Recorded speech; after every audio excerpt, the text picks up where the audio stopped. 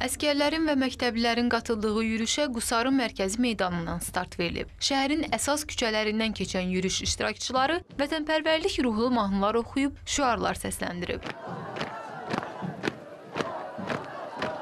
Yürüş Bayraq meydanında yekunlaşıb. Ardınca rayon sakinlərinin də qatıldığı tədbir keçirilib. Mərasimdə çıxış edənlər Bayraq gününün qeyd olunmasının əhəmiyyətindən danışıb. İlk dəfə şərqdə yaradılmış, 1918-ci ildə yaradılmış Azərbaycan Xalq Cümhuriyyəti tərəfindən qaldırılan bu bayraq bugün də Azərbaycan xalqının üzərindədir. Arzu edirəm ki, bu üç rəngli ay ulduzlu Azərbaycan bayrağı həmişə dalğalansın. Ardından tədbir Respublikanın tanınmış incəsənət ustalarının iştirakı ilə təşkil olunan konsert proqramı ilə davam edib. Yeni bir nəfəs gəlir, canıma həvəs gəlir, mən Qusara gələndə. Günay Qaraxanlı, Cəfər Talib, Yusif Məmmədov, Qusar.